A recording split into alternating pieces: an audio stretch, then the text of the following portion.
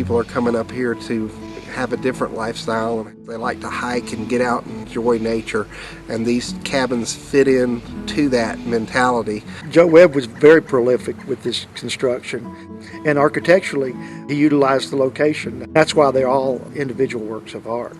There's about 36 total of these cabins, and they were built as second homes for wealthy people from points beyond Highlands. Escaping the turmoils of common life where people were coming from to come up here to a playground, and this was the playhouse. It's more of a visual.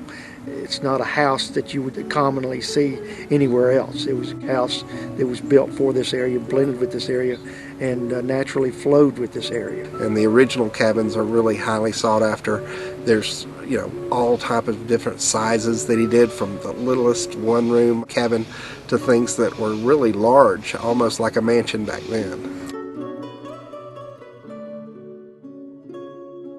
Because of our remoteness in the Appalachian area, the availability of resources were limited to what you had on hand. The stone, the trees. You could stand where the house would be built, and you could see the materials that would be used to make them in the distance. Laurel or rhododendron banisters, there would be a thicket nearby. He had a shingle machine. For the cement, for the chinking in between the logs, he would use creek sand.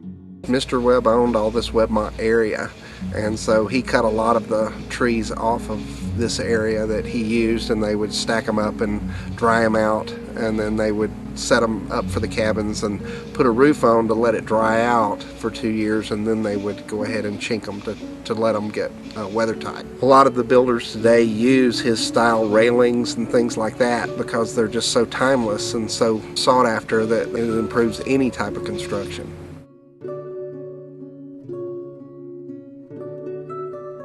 Well, when it comes to the interior of a Joe Webb log structure, Joe tried to bring the outdoors inside. When you're in the log house, you're part of the environment, the woods, the mountains, the area of Highlands.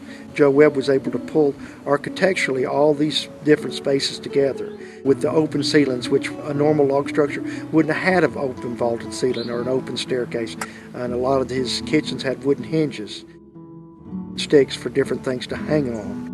He did all of the railings and would cut them out to where they fit like a puzzle, and they were all nailed by hand. He used a lot of native woods like either golden birch or silver birch and rhododendron and mountain laurel as far as the railings and banisters and things like that to give it the character.